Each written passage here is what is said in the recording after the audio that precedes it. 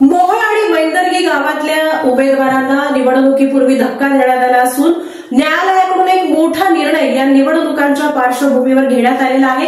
असा काय निर्णय आहे ज्या निर्णयानंतर आता या उमेदवारांना धक्का बसलाय, पाहूया। मोहोळ नगर परिषद मोहोळ सार्वत्रिक निवडणुका 2025च्या निवडणुकीमध्ये प्रभाग 5 ब मधून अविनाश तुकाराम पांढरे यांनी सर्वसाधारण गटातून नगरसेवक पदासाठी निवडणूक लढवण्यासाठी उमेदवारी अर्ज 17 नोव्हेंबर 2025 रोजी भरला होता।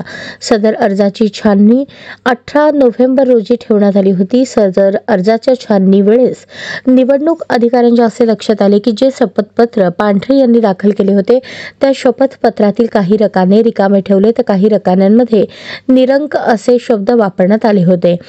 सदर राज्य निवडणूक आयोगाच्या आदेशानुसार आणि राज्य शासनाच्या वेळोवेळी काढलेल्या अधिसूचनेनुसार नामनिर्देशन पत्रासोबत दाखल केलेले शपथपत्र हे परिपूर्ण भरलेले असावे असे असताना देखील सदर उमेदवाराने त्यास त्रुटी कळवून सुद्धा सदर सुधारित शपथपत्र निवडणूक अधिकाऱ्याकडे मुदतीत सादर केले नाही।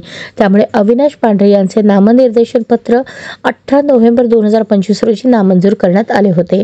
सदर आदेशाविरुद्ध अविनाश पांढरे यांनी जिल्हा व सत्र न्यायाधीश सोलापूर यांच्याकडे अपील दाखल करून सदर निवडणूक अधिकाऱ्याचा आदेश रद्द करण्यात यावा आणि त्यांचे नामनिर्देशन पत्र मंजूर करण्यात यावे अशी मागणी केली होती।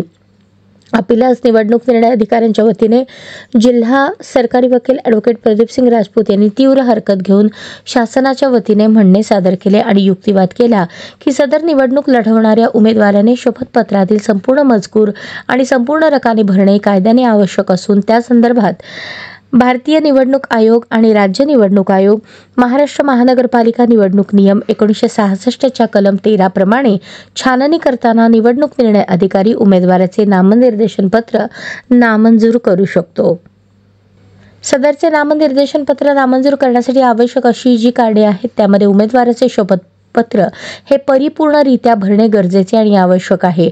सदरची त्रुटी ही गंभीर स्वरूपाची असल्याने त्या त्रुटीची दुरुस्ती करण्याची पुरेपूर संधी उमेदवारास देऊन सुद्धा त्याने ती पूर्ण केली नसल्याने अर्ज नामंजूर केला असून सदरचा आदेश हा कायद्याने योग्य असून त्यामध्ये कोणतीही बेकायदेशीर गोष्ट झालेली नाही। सदरचा युक्तिवाद ग्राह्य धरून सोलापूरचे जिल्हा न्यायाधीश राजवैद्य यांनी अविनाश पांढरे यांनी दाखल केलेले अपील फेटाळून लावले।